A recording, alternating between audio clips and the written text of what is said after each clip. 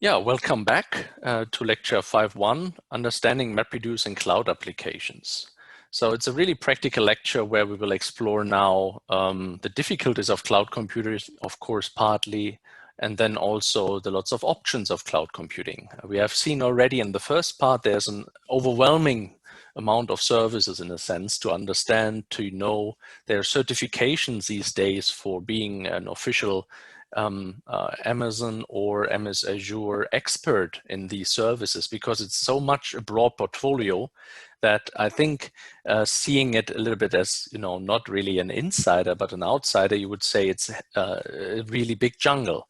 But once you use these services step by step, it makes sense and they come together. And one of the interesting things we will explore is that this MapReduce is really this paradigm that stands the test of time and connects different services.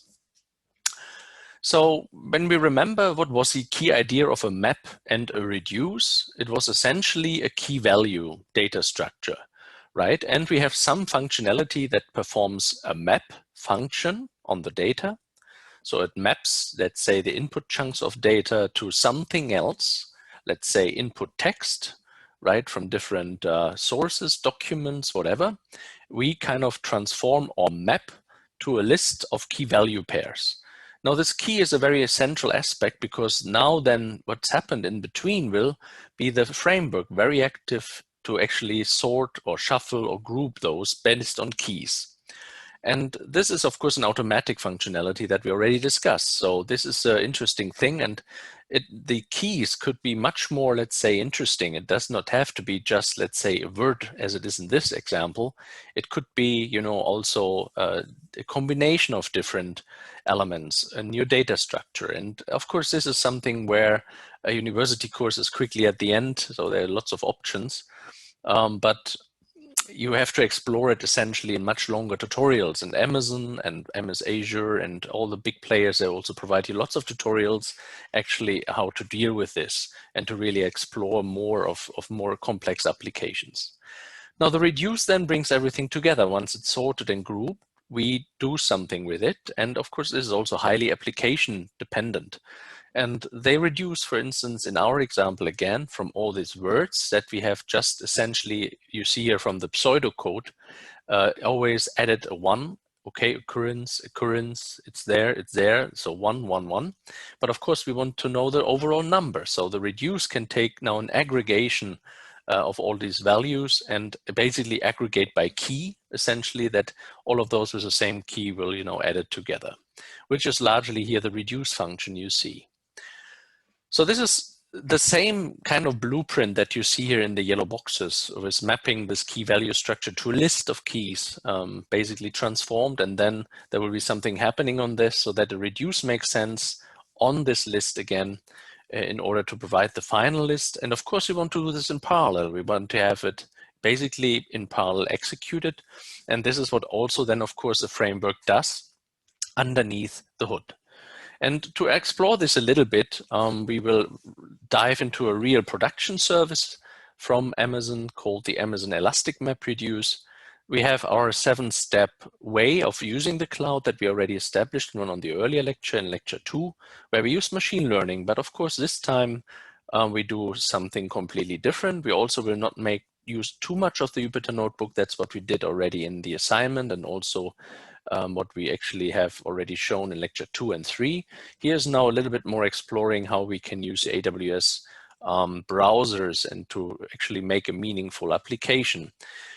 Interesting for us is that we use an interesting feature from Apache Hadoop, which is a streaming functionality where you again just define a mapper and a reducer, and essentially there the whole will be executed using this concept.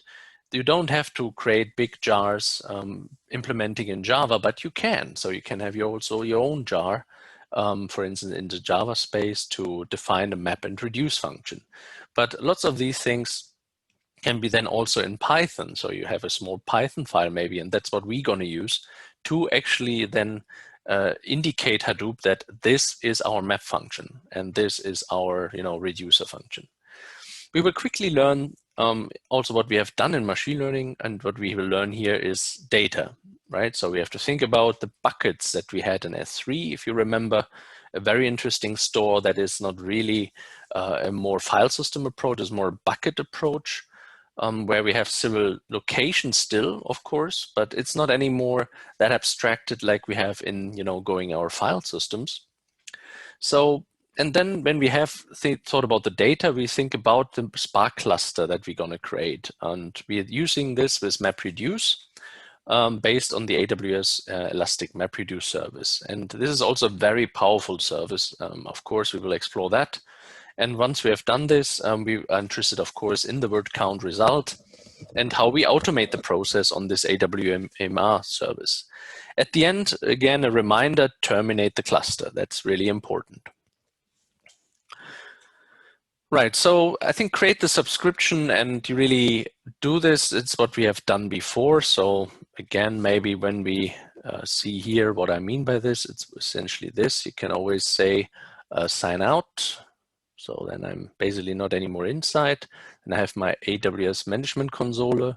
I have my classroom here, workbench. So when I'm in my workbench that I have here, where I'm still logged in, I go again to this AWS console, what you always can do, right?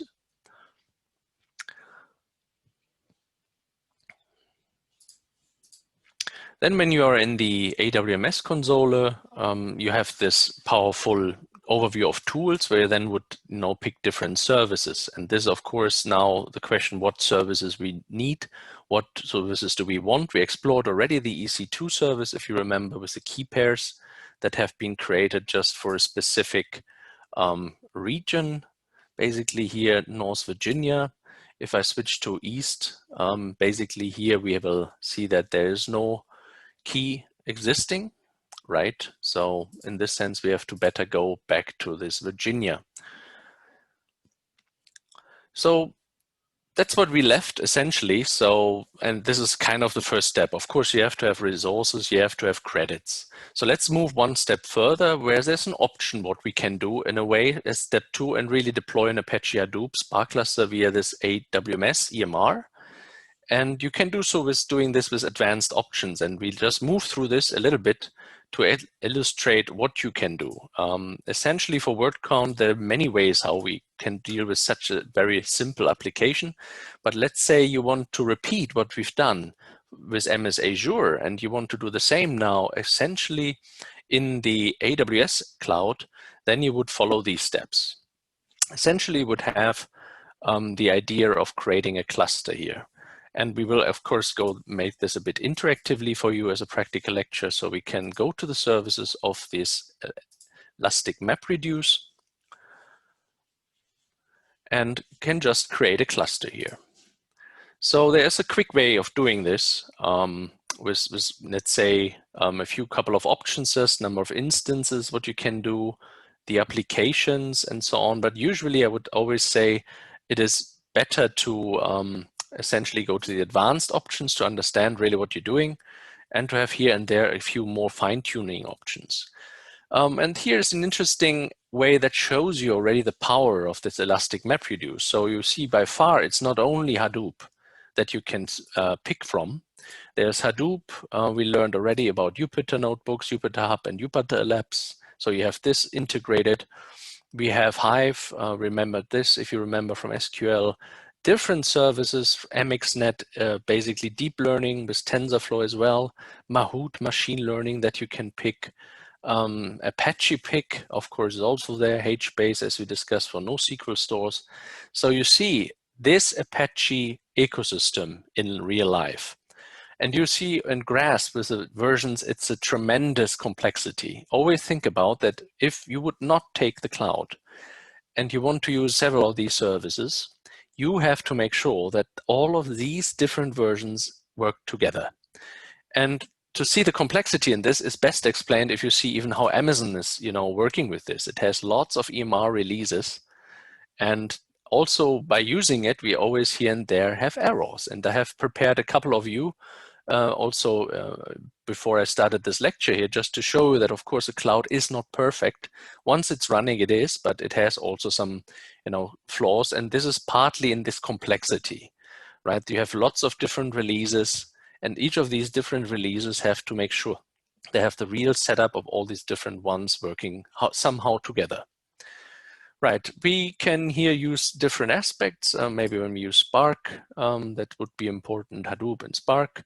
We can basically then think about using the same tricks for Hive table metadata as one of our assignments, and just go next.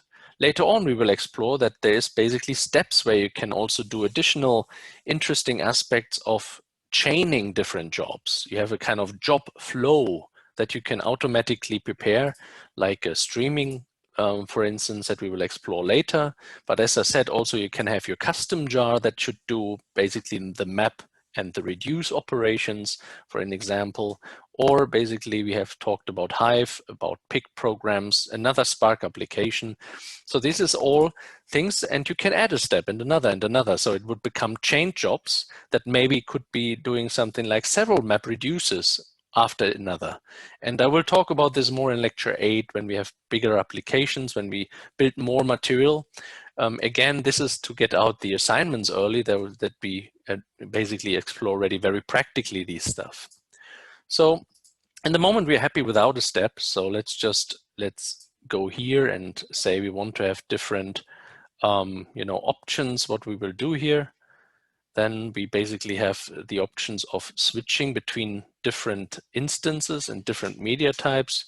Here we have to be careful because some of them are not always in every region, and even the region is changing sometimes.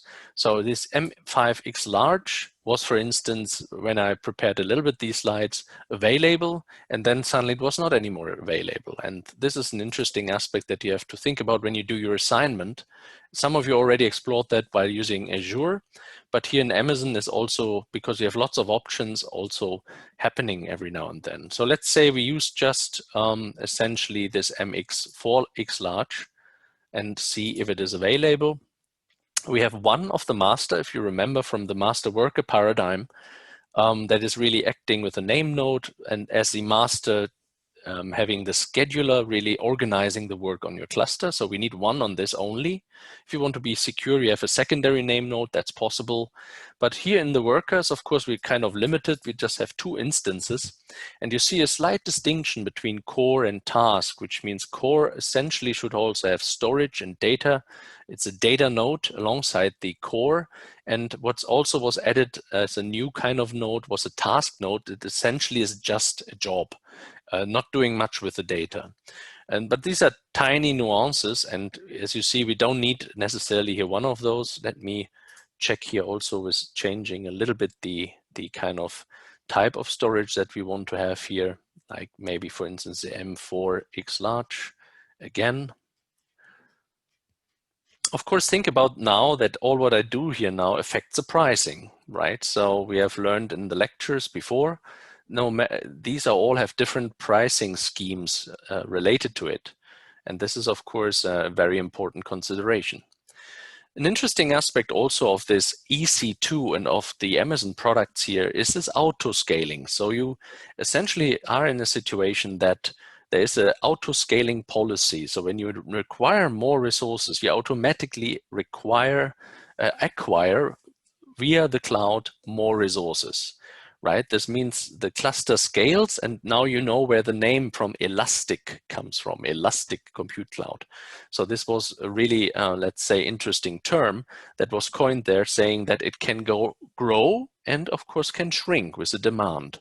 And you have to basically here put it on if you want. In our simple example, we assume that word count would be, not really requiring this. But the option exists, which is quite nice. Now, when we name our clusters, that should be a little bit following kind of systematic when you're in production. Of course, here in the course, it's a little bit flexible, but still try to get used to this really proper naming convention, because you will also just see in a couple of minutes when I have created already a jungle of these services, you want to know, right? So that means we have a CCBD. What do we have? We have an EMR, an Elastic MapReduce, and it had Spark. And what we want is actually maybe word count doing with it. No, we don't have specified it yet. So we have just a normal cluster with Spark that we want to do later on, maybe a Jupyter notebook with. So let's say it's a notebook that we want to do with it. So, and I come to this in a moment, and you basically will create this then with this interesting name.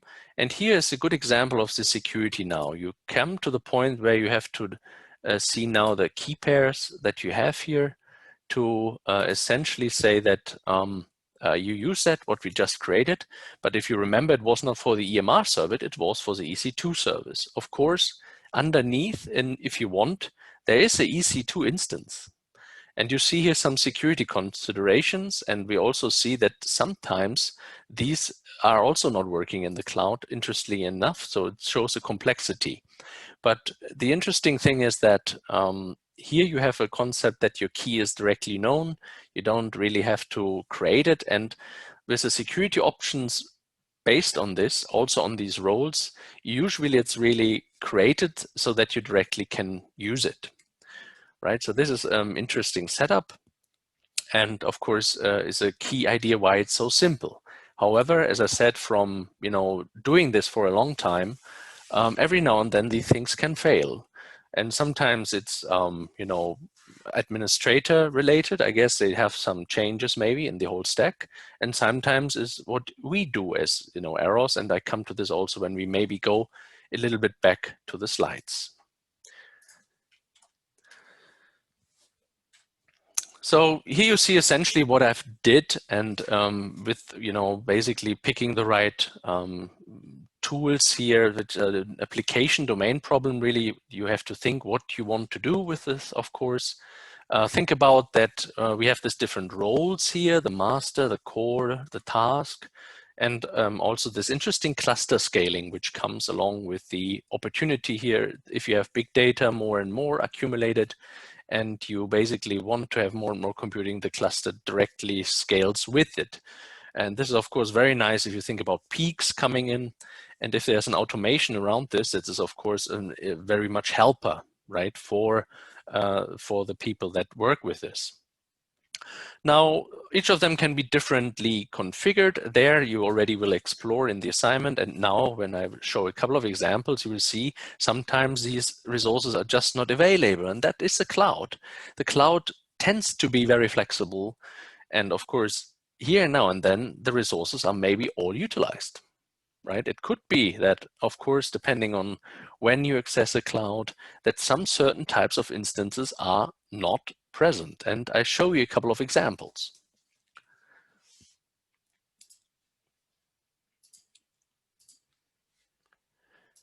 So essentially, when we go back to the clusters, you will see here is one that tries to get started, but you see also lots of terminations with errors, and this had different reasons. And the beauty thing is you have some debugging here, so you can see if it is your problem or if it's a problem of availability.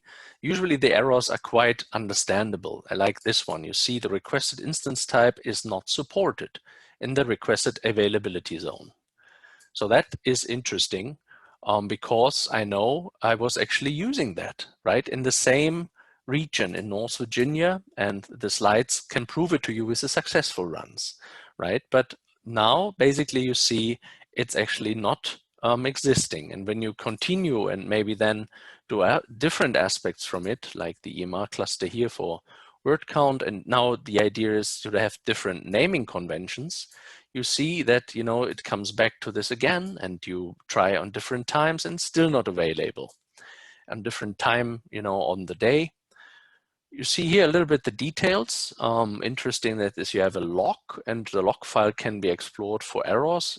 It's not always, let's say, that this maybe is directly what you basically have here, but this of course is a very clear indicator that at that time now essentially there is not one of these MX5X large resources. This could be also related, to be honest, a bit to our educational package, right? When you go to the main AWS services and you really pay their subscription, you're part of not anymore the free tier, then usually these things are not so happening so often. And of course there you can play around and so on and use different ones, what you also can do, but you also see that sometimes it's not necessarily then that it's much better. when we maybe do the run demo here, you see now we used in this one, no, in this one we also used the X5 large, but it was probably this one, where we see there's another error. Now, so we tried here to have an MX3 X large, and as you remember, the idea of this elastic MapReduce is really having all of these security roles that you see here properly configured and actually working. But there was some other type of a problem, and you have to see that this has to do with some insufficient EC2 permissions. And this is a little bit what also will be reflected in this assignment that will take care about this elastic MapReduce. So I don't want to get away with all the fun on this, but you see clearly that basically there are lots of errors sometimes even possible. However, being so negative on this, I just want to prepare you for a real cloud environment. You see here, it's also possible. So we're still creating a cluster in the back. You can have several ones of them running. So here you see an example that we created. Here, basically that was an example from Rocco. He created let's say a cluster that was just running using his key pair, and had all the roles defined, so there was no problem with it. And the interesting thing is it was also in the same region, right? So it's interesting. It was a complete different time of the day, and then suddenly it works. So that means also for you, you have to carry on with your assignment, right? That I will hand out, not only the one now on deep learning later on, but also the one about the elastic MapReduce and these kind of things. It can every now and then be the case that actually these fail. And as we pay nothing in the educational package, this can, of course, happen more often than you think. So, but saying that, what could you do, right? We have now a running Apache, basically Spark cluster around. It's very similar like we had with HD Insight and MS Azure. And in the assignment, you also should compare both a little bit. But now you have the Spark cluster, and what you could do in this nicely integrated in AWS services is to connect now this cluster with a notebook environment. And you see that here. I cannot demonstrate everything because we would run out of time, but it's all on the slides already, that you have basically just to create this notebook, and you then have to just map it to the right cluster that you have already, let's say, started. And with this, basically, you have a very interesting service. And the funny thing is now, if you want, you can try it out. You can now run all the examples we had from logistic regression, the MS Azure cloud that we use for all the different Sparks. You remember PySpark and so on. You can now do the same thing doing this here in the cloud. The only thing that changes, of course, the underlying infrastructure. You don't really execute in MS Azure anymore with HD Insight, but you have the AWS Elastic MapReduce. But both of them are based on the same frameworks. Right? All of them are MapReduce based, fueled. Spark is a little bit more advantaged also with the pipelines, as you remember. And so with this, you have, let's say, the same environment we had in the MS Azure cloud, which is one takeaway message of really this lecture today, that of course, when you go now to the Google Cloud, you have different ones. You will find a similar setup. It may be that some of the versions maybe is a little bit different, or that the handling is a little bit different. Let's say about security, you remember you didn't have any key pairs in MS Azure, but here, of course, Amazon has this concept of regions and different key pairs for regions, where it actually also makes sense, and also more the infrastructure as a service approach, which we will explore in lecture 8 much more than today. But this is what you know, right? You have seen Jupyter, you have used it in your assignment. So let's go and explore something new, which is then really to think about how we can use storage with MapReduce, how we can actually combine all of these different services that we have seen. For this, we go again basically into the AWS Management Console. We will see S3, which is now this interesting bucket concept. And if we shortly jump back to the slide to have the concept revealed again, you remember this was just a kind of object store. You just put things in with a key value, some metadata, and of course you want to have access control. Access control means, for instance, do you want to make it public? Can people publicly access your bucket? Do you have security zones? Of course, you have seen with the security setup, there's lots of restrictions also possible to make it really, really secure. Still, of course, it will always leave your organization, right? Of course, now with S3, it's really inside the cloud. What you also see is it's virtualized. So of course, the real file system underneath is not really anything you care about. All you care about is that you can actually find it in the different services and can refer to it. That's why you don't have any more, let's say, slash your username, slash something, and then deep hierarchies of some kind of file system or parallel file system. Instead, think about the idea of simplicity. You just have S3 slash. And I will demonstrate that a little bit by just moving around here. You see here basically the buckets, the S3 buckets that are around.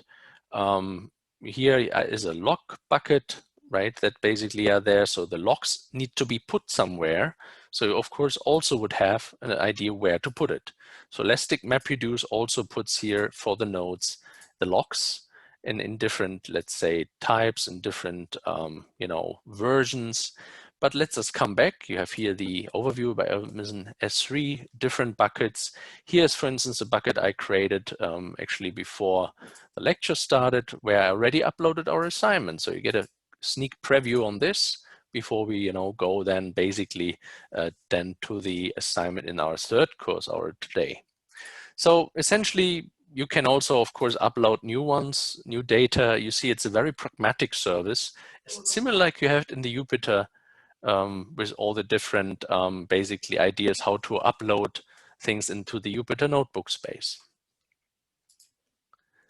So when you think about this, we come later, of course, to the assignment.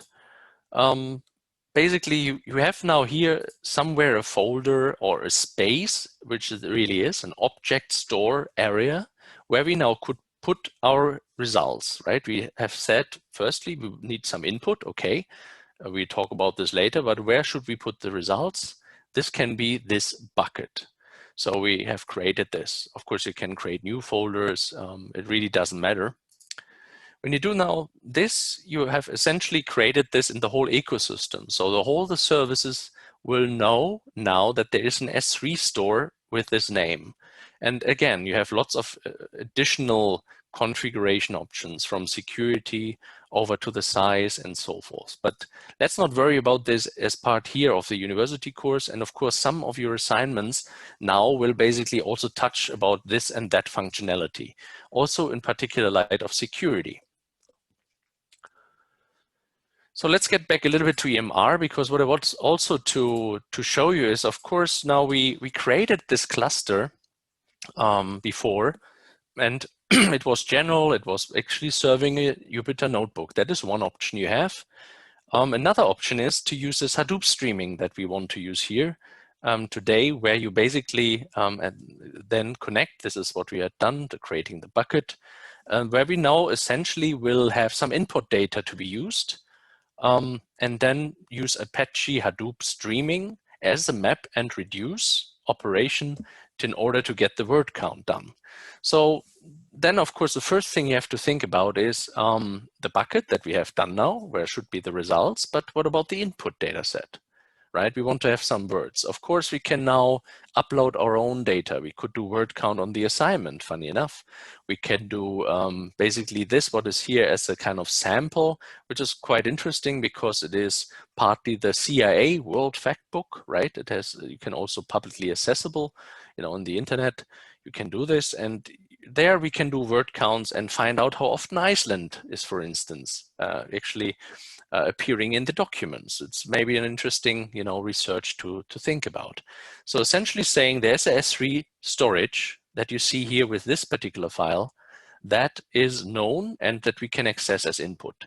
What you find there really is lots of different documents. So you're around 11 or 12 documents which look like this. So one is just here a list of countries. Another one is a special transnational issue with Nepal.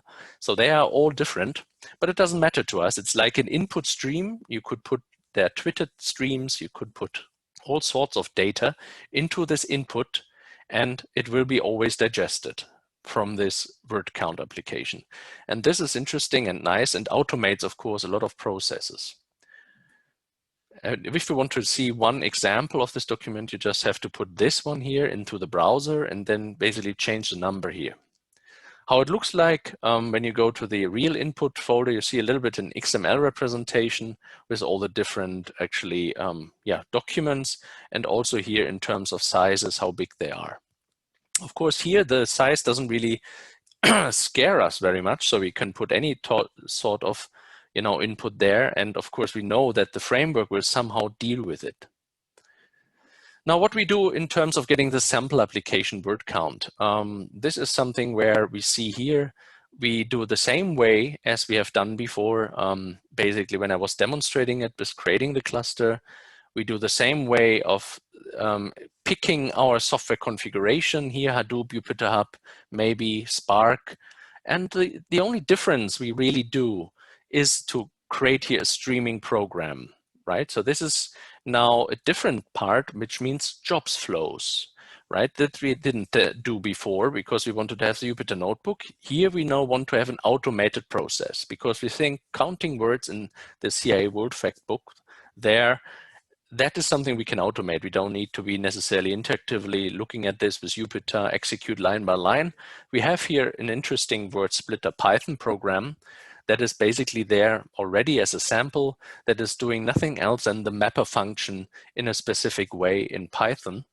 And the interesting functionality that you have also as part of this framework is that an aggregation based on these keys is automatically inside the framework. We talk about a built-in feature. So you don't even have to program this and you can aggregate it there.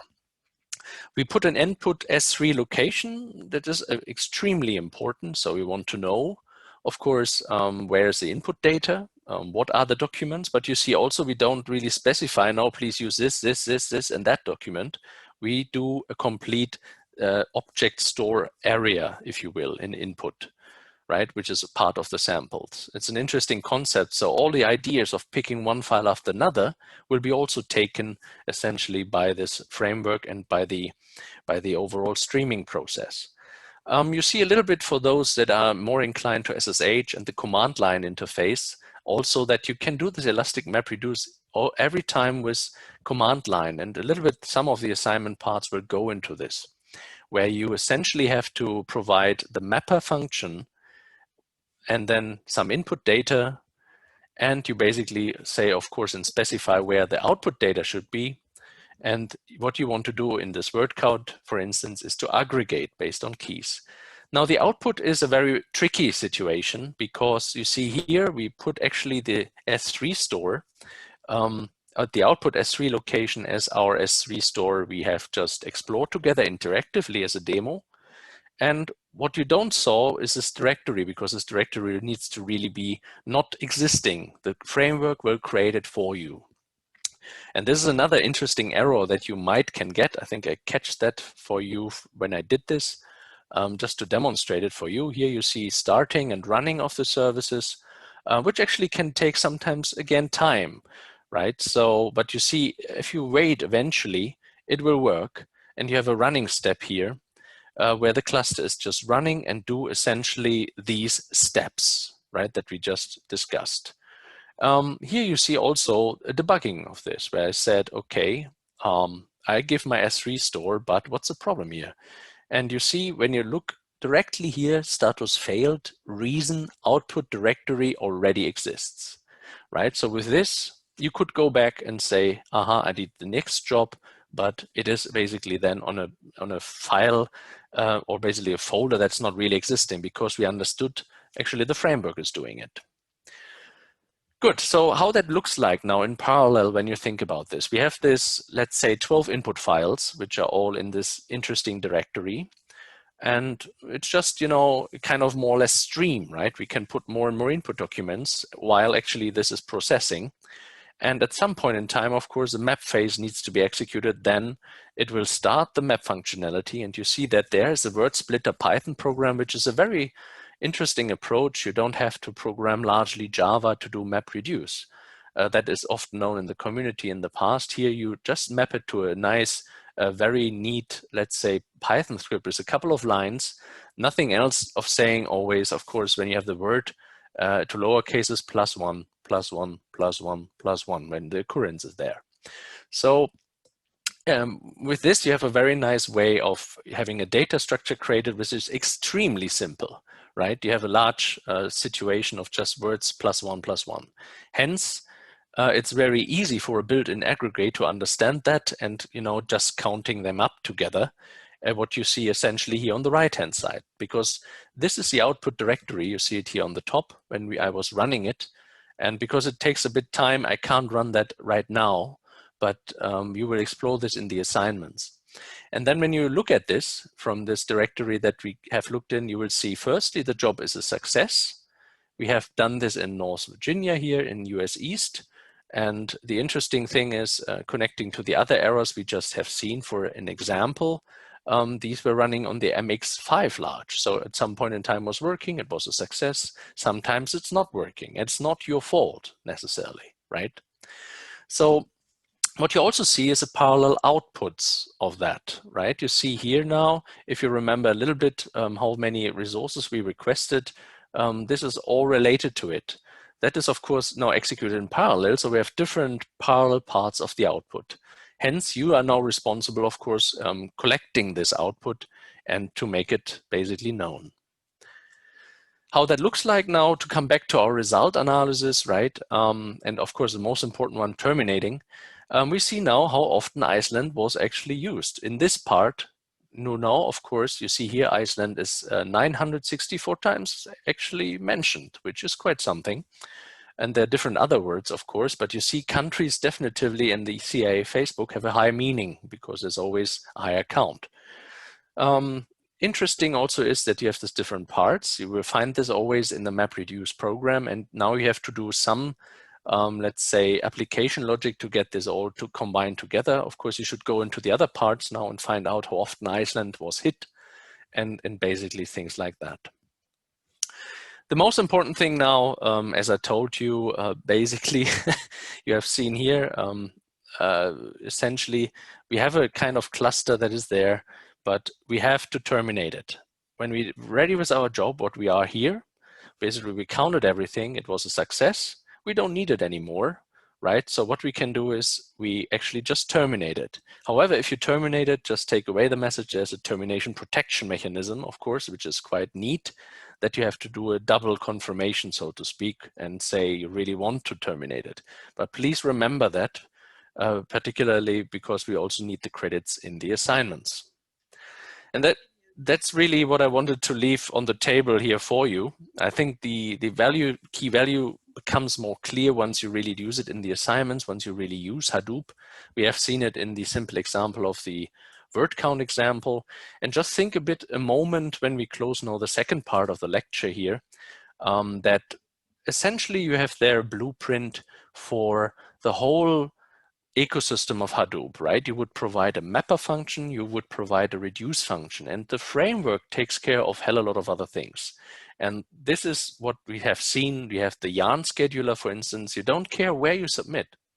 You also just specify the master and maybe a couple of data nodes, and that's it. You don't say exactly where they are. They're in region North Virginia somewhere, right? And that's exactly the simplicity what we meant. You have a history of all the jobs. You have resource requests. You can do a resource manager that tells you, by the way, North Virginia doesn't have these resources right now. So immediately before you start running the job, you already terminate and say, well, these resources are not even there. So this is interesting. You have the name node. You have seen, even if everything is done by the framework, we had no idea where part 0, part 1, part 2 of this output with Iceland was created. All what we specified was in the end this S3 bucket store, right? So this would all put in. So the name node made, all the metadata of all the different data nodes, and actually all the framework with the jobs alongside with the yarn scheduler did it in such a way that it's completely transparent to the user. All what we have to do after the success, going into the S3 folder and see our outputs. And now this is now basically the blueprint for everything we will explore in lecture 8 and subsequent lectures. When it is related to MapReduce. And basically, we will see that it's also possible in other clouds again. There are also Google clouds that actually do this. And that brings us back finally now to this larger ecosystem. We just showed a little bit of this, right? There's huge amounts of power in Apache Pig scripts, combining this with key value stores of HBase, putting machine learning on it with Mahout. All of this, of course, doesn't cost anything, just basically these are open source frameworks, but when you are in the cloud and want to use it, you have to pay for it. But in a way, you have also seen there are so many versions, so many open source software. If you have to make them work together, like that, what those cloud providers ensure you with HD Insight, Google Cloud, and basically also what we did here now in AWS, you actually have a benefit and save, of course, lots of time of frustrated administrators that have to streamline all of these versions. Plus this, you get economics of scale, which is best explained basically in this video you see here. And I hope that this practical lecture has shown you a little bit how to work with the Amazon Management Console, that we, how to create services, how to create key pairs, and explore it then more in assignments. So that's all for the second part.